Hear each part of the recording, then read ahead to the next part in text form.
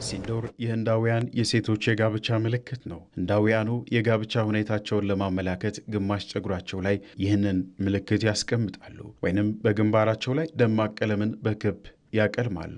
ያላገቡ ወይንም የፈቱ ሲሆኑ ደግሞ ይህ ምልክት ይጠፋል። ባለቤቶቻቸው ሲሞቱባቸው ደግሞ እንደዚሁ ያደርጋሉ። ወይዘሮ ናርዋል በካሽሚር ግዛት ከተገደሉት 26 ሰዎች አንዱ የነበረው ባሏ መሞቱን ለማሳየት ሲንዶሯን አጠፋች። ይህንንም ምስል ለቀቀች። ይህ ታዲያ በካሽሚር የደረሰው ጥቃት በርካቶችን ያላባወራ ያስቀረ ነው ተባለ። ለዚህም ህንድ በፓኪስታን እያደረገች ያለችውን ዘመቻ ኦፕሬሽን ሲንዶር አለችው። ህንዳውያን ሴቶች ያለ ባሎቻቸው ቀርተዋልና። ህንድ በፓኪስታንና ፓኪስታን በምትቆጣጠረው የካሽሚር ግዛቶች ላይ ባሉ በርካታ ስፍራዎችም ላይ ወታደራዊ ጥቃቶችን ኦፕሬሽን ሲንዶር ስትል አካሂዳለች። በትላንትናው ዕለትም የአየር ጥቃትና የሚሳኤል ድብደባ ያካሄደችው ህንድ በፓኪስታን በርካቶች ሕይወታቸውን እንዲያጡ ማድረጓን የፓኪስታን መንግስት አስታውቋል። በምላሹም ፓኪስታን የህንድ አየር ኃይል አውሮፕላኖችን 5ቱን መትቼ ጥያለሁ ብላለች።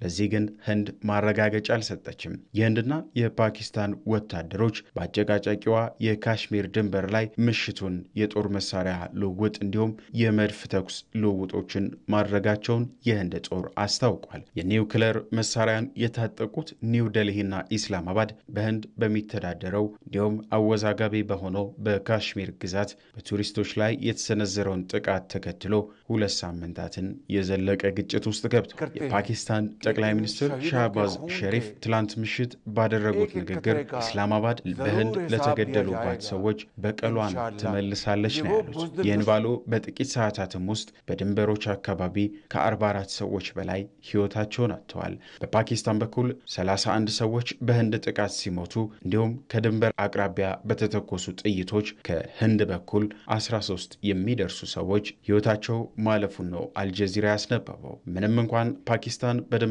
አካባቢ ለተሰነዘረው ጥቃት ማረጋገጫ ባሰጥም የሁለቱ ሀገራት ድንበሮች አሁንም በውጥረት ውስጥ ይገኛሉ። በድንበር አካባቢዎች ላይ የሚሰሙ የመሳሪያ ድምጾችና ውጥረቶች እንዲቆሙ ዲፕሎማቶችና መሪዎች ሁለቱ ሀገራት ከገቡበት እንዲወጡ እየጠየቁ ይገኛሉ። የአሜሪካው ፕሬዝዳንት ዶናልድ ትራምፕ ይህ ጦርነት ቆሞ ማየት እፈልጋለሁ ብለዋል። የኢራን የውጭ ጉዳይ ሚኒስትር አባስ አራግቺም ፓኪስታንና ህንድን ለማሸማገል ቴሄራን ትሰራለች ነው ያሉት።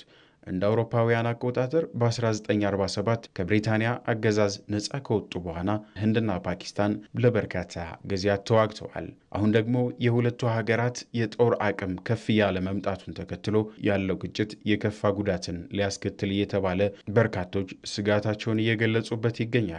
ህንድ በ2025 አራተኛዋ የጦር ኃይልን የገነባች ሀገር እንደሆነች ተቀምጧል። ፓኪስታን ደግሞ 12ኛ ደረጃ ላይ ከዓለም ተቀምጣለች። የሁለቱ የጦር ኃያላን ፍጥጫ ትኩሳት ሆኖ በቀጠለበት በዚህ ወቅት የቱርኩ ራዲዮና ቴሌቪዥን ቲአርቲ የሁለቱ ሀገራት ከፍተኛ ባለስልጣናት ውጥረቱን ለማርገብ እየተነጋገሩ መሆኑን ከፓኪስታን በኩል ባገኘሁት መረጃ አረጋግጫለሁ ብሏል። ይህ ታዲያ በሀገራቱ መካከል ያለውን ውጥረት ያረግበው ይሆን ወይንስ የተካረረው ፍጥጫ ይቀጥል ይሆን የሚለው ጥያቄ አሁንም በተከታይነት መልስን የሚሻ ነው።